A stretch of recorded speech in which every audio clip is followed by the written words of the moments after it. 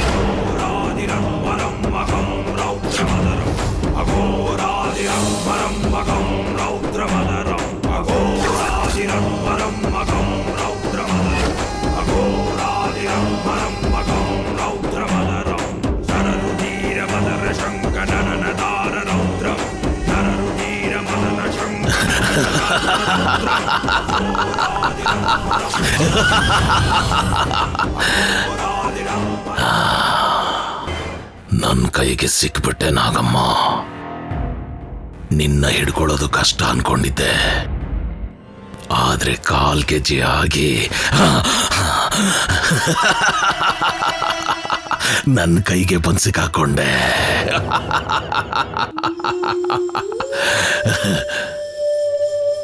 ನಾಗಗಳ ಶತ್ರು ಆದ್ರೂ ಕೂಡ ಮುಂಗ್ಸಿ ವೇಷ ಹಾಕೊಂಡು ನಿನ್ನ ಹಿಡಿದ್ಬಿಟ್ಟೆ. ಈಗ ನಿನ್ನ ಮೇಲೆ ಕಕ್ಕೋದು ವಿಷ ಅಲ್ಲ, ಒದ್ದಾಡಿ ಒದ್ದಾಡಿ ರಕ್ತ ಕಕ್ತೀಯ.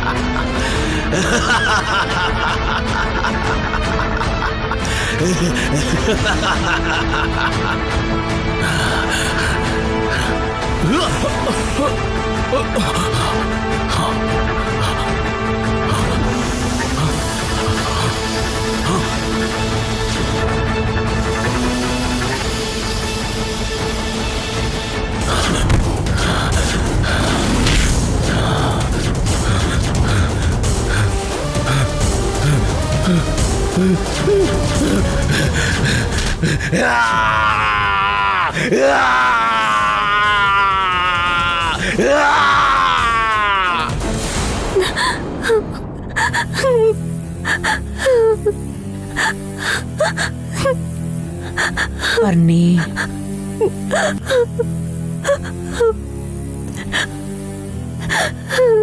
ಯಾರಾದ್ರೂ ನಿನ್ನ ಈ ಸ್ಥಿತಿಯಲ್ಲಿ ನೋಡಿದ್ರೆ ನಿನಗೆ ಹುಚ್ಚಿಡ್ದಿದೆ ಅಂತ ಅಂದ್ಕೋತಾರೆ. ಸುಮ್ನಿರಮ್ಮ, ಸುಮ್ನಿರು. ನಾಳೆಯಿಂದ ಎಲ್ರು ಅನ್ಕೋತಾರೆ ಭಾವಂಗೂ ಅವಳಿಗೂ ಏನೋ ಸಂಬಂಧ ಇದೆ ಅಂತ. ಅಶಿ, ಅವಳಲ್ಲಿ ನೀನೆಲ್ಲೇ? ನಾಗಮಣಿ ಸಿಗ್ದಿರೋ ಅಷ್ಟು ನೀನೆ ನತದೃಷ್ಟೇನೆ. ಅಂದ್ರೆ ನನ್ ನತದೃಷ್ಟನ ಅಮ್ಮ? ಯಾಕೆ ಹಾಗನ್ಕೋತಿದ್ಯಾ? ಮತ್ತೆ ಆ ಪುಣ್ಯ ಅವಳಿಗೆ ದೇವ್ರದ್ದೇ ರಕ್ಷಣೆ ಇದೆ ಅಂದ್ಮೇಲೆ ನನ್ ನತದೃಷ್ಟನ ಅಲ್ವಾ? ನಿನಗೆ ನಿಮ್ಮ ಅಪ್ಪನ ಬುದ್ಧಿ ಯಾವ್ದ್ರಲ್ಲಿ ಬಂದಿದೆ ಅಂತ ನನಗೆ ಈಗ ಅರ್ಥ ಆಯ್ತು. ಇಬ್ರು ಒಂದೇ. ಎಷ್ಟೇ ಯೋಚನೆ ಮಾಡಿದ್ರು. ಹಾ, ನೀನ್ ತುಂಬಾ ದೊಡ್ಡದಾಗಿ ಆಲೋಚನೆ ಮಾಡ್ತೀಯಲ್ಲ. ಕಾಡಲ್ಲಿ ಒಟ್ಟಿಗೆ ಅವರಿಬ್ರು ಗುಂಡಿಲ್ ಬಿದ್ದಿದ್ರು ನೋಡ್ಕೊಂಡು ಸುಮ್ನೆ ಆದೆ. ಅದು ಆಪತ್ತೆ. ಅದಿನ್ನೂ ಆಪತ್ತೆ ಅಮ್ಮ. ಅವರಿಬ್ರು ಎಷ್ಟು ಕ್ಲೋಸ್ ಆಗ್ತಿದ್ದಾರೆ ಅಂತ ನೀನೇ ನೋಡ್ತಿದ್ಯಲ್ಲಮ್ಮ. ಭಾವ ಅವಳ ಕಾಲ್ಗೆಜ್ಜೆ ಕೂಡ ಕಟ್ಟಿದ್ರು. ಅವಳು ಏನ್ ಹೇಳ್ತಾಳೋ ಹಾಗೆ ಕೇಳ್ತಾರೆ. ಕೊನೆಗೆ ಪ್ರೀತಿಸು ಅಂತ ಕೇಳಿದ್ರೆ ಪ್ರೀತಿಸ್ಬಿಡ್ತಾನೇನಮ್ಮ.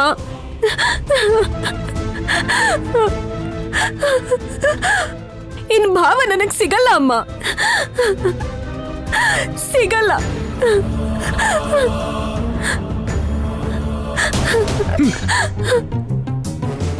ಇನ್ನು ಪ್ರಾಯದ ವಯಸ್ಸಲ್ವಾ, ಆಕರ್ಷಣೆಯಲ್ಲಿ ಇಬ್ರು ಮುಳುಗ್ ಹೋಗ್ಬಿಟ್ಟಿದ್ದಾರೆ. ಪ್ರೀತಿ ಮಾಡೋದೇ ಬೇರೆ, ಮದುವೆ ಆಗೋದೇ ಬೇರೆ. ಎಲ್ಲಾನು ಕೈ ತಪ್ಪು ಹೋಗುತ್ತೆ ಅಂತ ನಾನೇನಾದ್ರೂ ನಮ್ಮಣ್ಣನ್ಗೆ ಹೇಳಿದೆ ಅಂತ ಅಂದ್ಕೋ, ಆದಷ್ಟು ಬೇಗ ನಿನಗೂ ಮತ್ತೆ ಅನಿರುದ್ಧ್ಗೆ ನಿಶ್ಚಿತಾರ್ಥ ಮಾಡಿ ಮುಗಿಸ್ತಾನೆ. ಭಾವ ಒಪ್ಕೋತಾರಮ್ಮ? ಅದೆಲ್ಲ ನೋಡ್ಕೊಳ್ಳೋದಕ್ಕೆ ನಾನಿಲ್ಲಿದ್ದೀನಲ್ವೇ.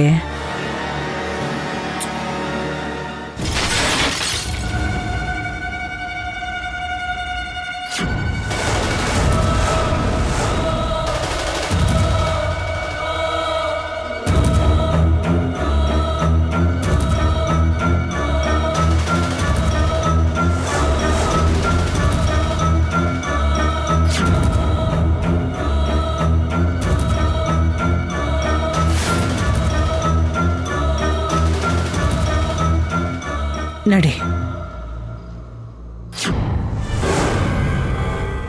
ಅತ್ತೆ, ನಿನ್ ಬಗ್ಗೆ ನನಗೆ ತುಂಬಾ ಚೆನ್ನಾಗಿ ಗೊತ್ತು. ನಿನ್ ಮೆಂಟಲ್ ಮಗಳಿಗೆ ನಾನಂದ್ರೆ ಕೋಪ ಬರೋ ಹಾಗೆ ಮಾಡಿ ನನ್ನ ಮೇಲೆ ಅಸಹ್ಯ ಬರೋ ಹಾಗೆ ಮಾಡ್ತೀನಿ. ನಿಮ್ಮಿಂದ ನಾನು ತಪ್ಪಿಸ್ಕೊಳ್ಳೋದಕ್ಕೆ ನೀವು ಯಾವಾಗಲೂ ಬೈತಾ ಇರೋ ಆ ಪುಣ್ಯನ ಈ ಕೆಲಸಕ್ಕೆ ಉಪಯೋಗಿಸ್ಕೋತೀನಿ.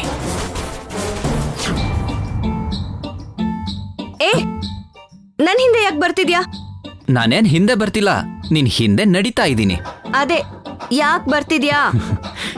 ನೀನ್ ನಡಿಬೇಕಾದ್ರೆ ನಿನ್ ಗೆಜ್ಜೆ ಶಬ್ದನ ಕೇಳಿಸ್ಕೊಳ್ಳೋಣ ಅಂತ ಹೇಳಿ. ಕಾಲಿಗೆ ಗೆಜ್ಜೆ ಹಾಕ್ತಿದ್ ಹಾಗೆ ಥ್ಯಾಂಕ್ ಯು ಹೇಳ್ದೆ ತಾನೆ? ಹೇಳಿದ್ಮೇಲೆ ಅಷ್ಟಕ್ಕೆ ಸುಮ್ನಾಗ್ಬೇಕು. ಏನೋ ಅವಕಾಶ ಸಿಕ್ಕಿದೆ ಅಂತ ಸುಮ್ನೆ ನನ್ ಹಿಂದೆನೆ ಬರೋದು, ಸದ್ ಕೇಳ್ತೀನಿ, ಸಂಗೀತ ಕೇಳ್ತೀನಿ ಅಂದ್ರೆ ಓದೆ ಬೀಳುತ್ತೆ. ಹೀಗ್ ನೀನ್ ಹಿಂದೆ ಹೋಗ್ತಿದ್ರೆ ಎಷ್ಟು ಚೆನ್ನಾಗಿ ಕಾಣಿಸ್ತೀಯ ಗೊತ್ತಾ? ಏ ಅಮ್ಮ, ಅಮ್ಮ, ಅಮ್ಮ, ನಿಂಗ್ ಮಾಡ್ತೀನಿ ಇರು. ಏನಮ್ಮ? ಅಮ್ಮ, ಕಾಡಲ್ಲಿ ಹುಲಿ ನನ್ ಹಿಂದೆ ಬಂದ್ರು ನಂಗೆ ಭಯ ಆಗಲ್ಲ. ಆದ್ರೆ ಅನಿರುದ್ಧ್ ಹಿಂದೆ ಬಂದ್ರೆ ತುಂಬಾ ಭಯ ಆಗತ್ತಮ್ಮ. ಹಲೋ, ನಾನೇನ್ ರೌಡಿ ಅಲ್ಲ, ಒಳ್ಳೆಯವನೇ. ಅದನ್ನ ನಾನ್ ಹೇಳ್ಬೇಕಪ್ಪ. ನಿನಗ್ ಹೋಗ್ಲಕ್ ಬರಲ್ವಲ್ಲ? ಸುಮ್ನೆ ಹೋಗ್ಲೋದ್ ನನ್ಗೆ ಹಿಡ್ಸಲ್ಲ. ಅಷ್ಟಕ್ಕೂ ನಿನ್ ಜೊತೆ ಯಾಕೆ ಮಾತಾಡ್ತಾ ಇದ್ದೀನಿ? ನೀನ್ ಇಲ್ಲಿಗೆ ಯಾಕೆ ಬಂದೆ? ನಿನ್ ಹತ್ರ ಮಾತಾಡ್ಬೇಕು ಪುಣ್ಯ. ನೀನ್ ನನಗೊಂದು ಮಾತು ಕೊಡ್ಬೇಕು. ಅದೆಲ್ಲ ಏನೂ ಆಗಲ್ಲ. ಈಗ ತಾವು ದಯಮಾಡಿಸ್ಬೋದು. ಮೊದ್ಲು ನಾನು ಹೇಳದ್ ಕೇಳು. ಅತ್ತೆ ಮಗಳೇ ಆಗಿದ್ರು ಕೂಡ ಪರ್ಣಿಕಾ ಅಂದ್ರೆ ನನಗಿಷ್ಟ ಇಲ್ಲ. ನಮ್ಮಿಬ್ರಿಗೂ ಮದ್ವೆ ಮಾಡಿಸ್ಬೇಕು ಅಂತ ನಿಶ್ಚಿತಾರ್ಥಕ್ಕೆ ನಮ್ಮ ಅತ್ತೆ ಪ್ಲಾನ್ ಮಾಡ್ತಾ ಇದ್ದಾರೆ. ಅದು ನಡಿಬಾರ್ದು. ನೀನ್ ಅನ್ಕೊಂಡ್ರೆ ಆಗೋಗತ್ತಾ? ಆದ್ರೆ ನೀನ್ ಅನ್ಕೊಂಡ್ರೆ ಆಗುತ್ತೆ. ಹೌದು ಪುಣ್ಯ, ನಾನು ಹೇಳ್ದಾಗೆ ನೀನು ನನ್ನ ಜೊತೆಗೆ ಕ್ಲೋಸ್ ಆಗಿ ಮೂವ್ ಆಗ್ಬೇಕು. ಅಂದ್ರೆ ಪ್ರೀತಿ ಮಾಡೋ ಥರ ನಟಿಸ್ಬೇಕು. ನಾವಿಬ್ರು ಒಬ್ರನ್ನೊಬ್ರು ಪ್ರೀತಿಸ್ತಾ ಇದ್ದೀವಿ ಅಂತ ಪರ್ಣಿಕಾ ದೂರ ಆಗ್ತಾಳೆ. ಅಲ್ಲ ನೀನ್ ಇಷ್ಟು ದೂರ ಬಂದಿದ್ದು ಈ ಮಾತು ಹೇಳೋದಕ್ಕ? ಹೋಗಯ್ಯ ಹೋಗು. ಪ್ರೀತಿಸ್ಬೇಕಂತೆ, ಪ್ರೀತಿಸ್ದೋಳ್ತರ ನಾಟಕ ಮಾಡ್ಬೇಕಂತೆ. ನೋಡ್ದ್ಯಾ ಅಮ್ಮ? ಅದಕ್ಕೆ ತುಂಬಾ ಬೇಗ ಹುಡುಗರನ್ನ ನಂಬಾರ್ದು ಅನ್ನೋದು. ಅವನ್ ನಿನ್ಗೆ ಸಹಾಯ ಮಾಡಿದ್ನಲ್ಲಮ್ಮ, ಈಗ ನಿನ್ನನ್ನ ಸಹಾಯ ಕೇಳ್ತಾ ಇದ್ದಾನೆ. ಅಷ್ಟೇ ಅಮ್ಮ. ನಿಮಗ್ ಅರ್ಥ ಆದಷ್ಟು ಇವಳಿಗೆ ಅರ್ಥ ಆಗಲ್ವಲ್ಲ. ನಾನ್ ಶೂಟ್ ಮಾಡಿರೋ ವಿಡಿಯೋನ ಮಧ್ಯೆ ಇಟ್ಕೊಂಡು ಬ್ಲಾಕ್ ಮೇಲ್ ಏನ್ ಮಾಡ್ತಾ ಇಲ್ಲ ಅಮ್ಮ. ಇವಾಗ ನೀನ್ ನಿಲ್ಲಿಸ್ತೀಯಾ? ಯಾರಿಗೂ ಹೇಳಲ್ಲ ಅಂತ ಎಲ್ಲರಿಗೂ ಹೇಳ್ಬಿಡ್ತೀಯಾ? ನಾನು ಹೇಳ್ದೆ ಇದ್ರು ಅಮ್ಮ ಅದನ್ನ ಅರ್ಥ ಮಾಡ್ಕೋತಾರೆ. ಅಮ್ಮ, ನೀನ್ ಅನಿರುದ್ಧ್ ಮಾತನ್ ಕೇಳ್ಬೇಡ. ನೀನ್ ಕೇಳಮ್ಮ. ನೀನು ಕೂಡ ಹಾಗೆ ಹೇಳ್ತಿದ್ಯಲ್ಲಮ್ಮ. ಅವನೇನ್ ಅಡ್ಗೆ ಮಾಡು ಅಂತಿಲ್ಲ, ಪ್ರೀತ್ಸು ಅಂತಿದ್ದಾನೆ. ಕರುಣೆ ದಯೆ ಎಲ್ಲ ತೋರಿಸ್ಬೋದು, ಆದ್ರೆ ನಾಟಕ ಮಾಡೋದು ಅಂದ್ರೆ ಎಷ್ಟು ಕಷ್ಟ. ಇವನು ಇವತ್ತು ಮಾತ್ ಕೊಡು ಅಂತ ಕೇಳ್ತಾ ಇದ್ದಾನೆ ಹೊರತು ನೀನು ಯಾವತ್ತೋ ಮಾತ್ ಕೊಟ್ಟಿದ್ಯಾ. ನಿಜವಾಗ್ಲೂ ಅಮ್ಮ, ನಾನು ಹೇಗ್ ಹೇಳ್ತೀನೋ ಹಾಗೆ ಮಾಡ್ತೀನಿ ಅಂತ ಆವತ್ತೇ ಮಾತು ಕೊಟ್ಟಿದ್ಲು. ಒಂದು ಸಲ ಮಾತ್ ಕೊಟ್ರೆ ತಪ್ಪಬಾರ್ದು.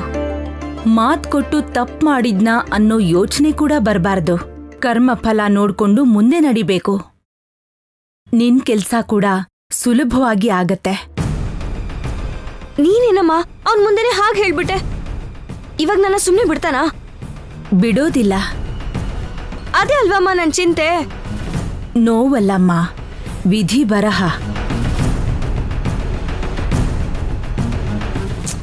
ಇವಾಗ ಏನ್ ಹೇಳ್ತೀಯಮ್ಮ? ಕಡೆಗೆ ನೀನ್ ಏನ್ ಹೇಳ್ತೀಯೋ ನಾನು ಅದನ್ನೇ ಮಾಡ್ತೀನಿ. ಹೇಳು. ನಾಗಮಣಿ ಎಲ್ಲಿದೆ ಅಂತ ಅವನಿಗ್ ಮಾತ್ರ ಗೊತ್ತು. ನಾಗಮಂಡಲ ಪ್ರಜೆಗಳಿಗೆ ನೀನ್ ಕೊಟ್ಟಿರೋ ಮಾತನ್ನ ಉಳಿಸ್ಕೋಬೇಕು ಅಂದ್ರೆ ನೀನ್ ಇವನ ಮಾತನ್ನ ಕೇಳ್ಬೇಕಮ್ಮ. ನಾಗಮಣಿನ ಕಂಡುಹಿಡಿಬೇಕು.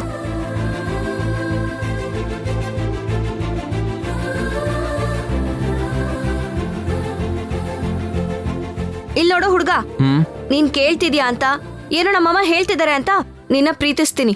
ನಿಜವಾಗ್ಲೂ ಪ್ರೀತಿಸೋ ತರ ನಾಟಕ ಆಡ್ತೀನಿ. ಅರ್ಥ ಆಯ್ತಾ? ಅರ್ಥ ಆಯ್ತು ಬಿಡು. ಬಸವಣ್ಣನ್ ತರ ತಲೆ ಆಡಿಸ್ತಿದ್ಯಲ್ಲ, ಹಾಗೆ ಒಳ್ಳೆ ಹುಡ್ಗನ್ ತರ ಮನೆಗೆ ಹೋಗು. ಸರಿ ಪುಣ್ಯ, ಬರ್ತೀನಮ್ಮ.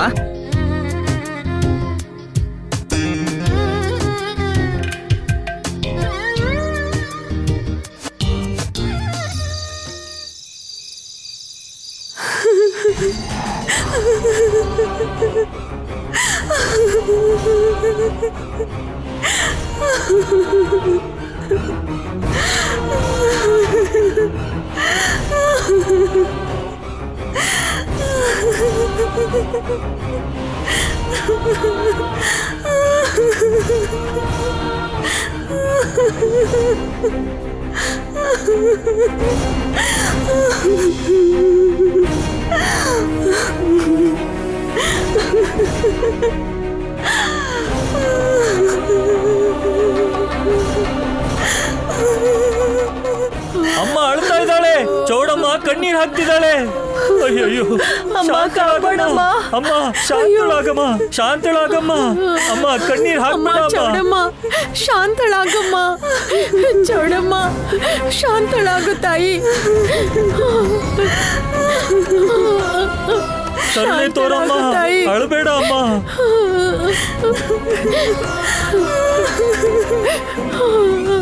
ಅಯ್ಯೋ, ಚೌಡಮ್ಮ ಅಳ್ತಾ ಇದ್ದಾಳೆ. ಘಟಾಚಾರ್ಯರನ್ನ ಕರೀರಣ್ಣ. ಅಮ್ಮ ಅಮ್ಮ ಅಮ್ಮ, ನಾವೇನಾದ್ರೂ ತಪ್ಪು ಮಾಡಿದ್ರೆ ನಮ್ಮನ್ ಕ್ಷಮಿಸ್ಬಿಡಮ್ಮ. ನೀನ್ ಅಳ್ಬೇಡಮ್ಮ, ನೀನ್ ಅಳ್ಬಾರ್ದು.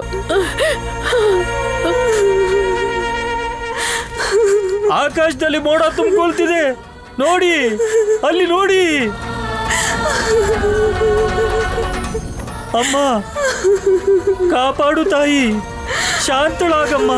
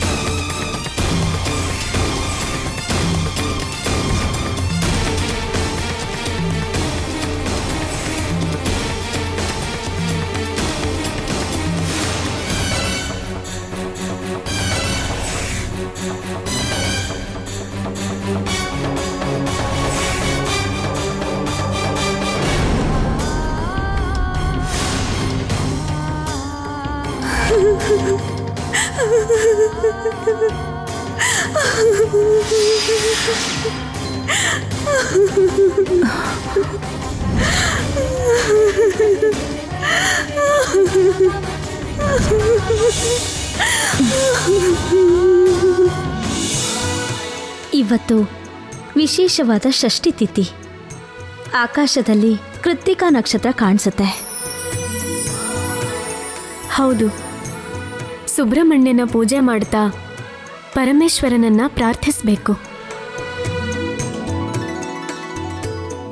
ಈ ಪೂಜೆಗೆ ನಾಗಮ್ಮನ್ನು ಆಹ್ವಾನಿಸ್ಬೇಕು. ಹೌದು, ನಾಗಮಣಿ ಸಿಗೋ ಅವಕಾಶ ಬಂದಿದೆ. ಏನಾಗುತ್ತೋ ನೋಡ್ಬೇಕು. ನೀಲಕಂಠನ ಲೀಲೆ ಏನಿದೆಯೋ ಏನೋ ನೋಡೋಣ. ನಾನು ಹೋಗಿ ನಾಗಮ್ಮನ್ನ ಕರ್ಕೊಂಡು ಬರ್ತೀನಿ.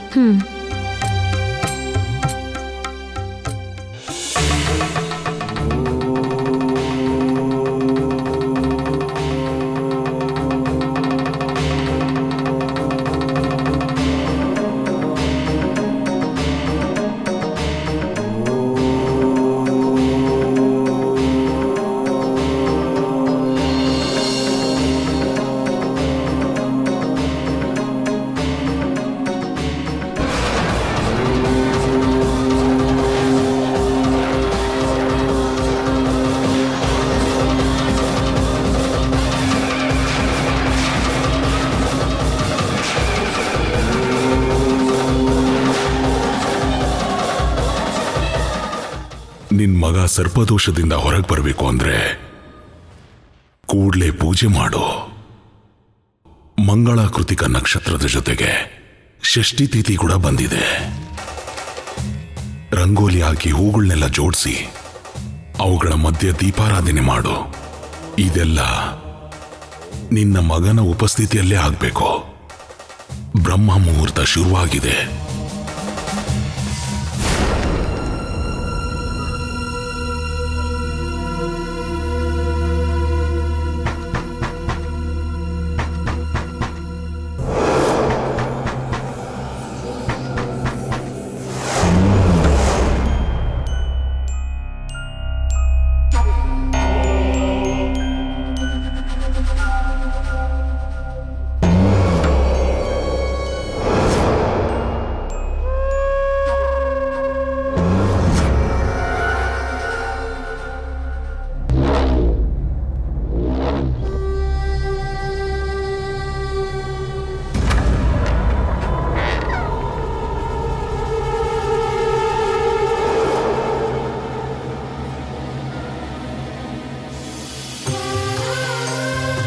ನೀನಾ ಬಾಗಿಲು ಬಡ್ದಿದ್ದು ಏನ್ ಆಪತ್ ಬಂದಿದೆ?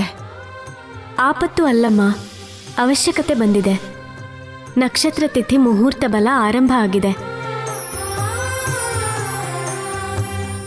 ಸುಬ್ರಹ್ಮಣ್ಯ ಸ್ವಾಮಿ ಪೂಜೆ ಮಾಡಬೇಕು. ನೀವು ಬರ್ಬೇಕಮ್ಮ. ಆಹ್ವಾನಿಸೋ ಪದ್ಧತಿ ಇದೇನಾ? ಅರ್ಧರಾತ್ರಿಲಿ ಚಿಲಕದ ಸದ್ದು ಬಂದ್ರೆ ಪುಣ್ಯಾಗ್ ಭಯ ಆಗಲ್ವಾ? ಕ್ಷಮಿಸಿ ಅಮ್ಮ, ಪೂಜೆ ಸಮಯ ಬಂದಾಗ್ಲೂ ನೀವು ಬರ್ದೇ ಇದ್ದಾಗ ನಮಗೆ ಆತಂಕ ಆಯಿತು.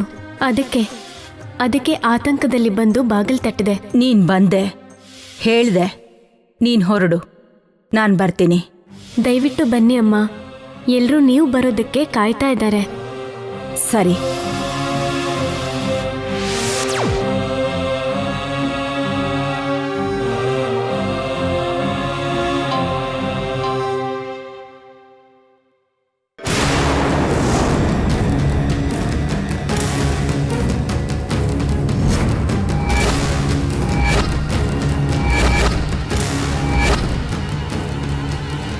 ಪುಣ್ಯ, ಯಾರಮ್ಮ ಅದು?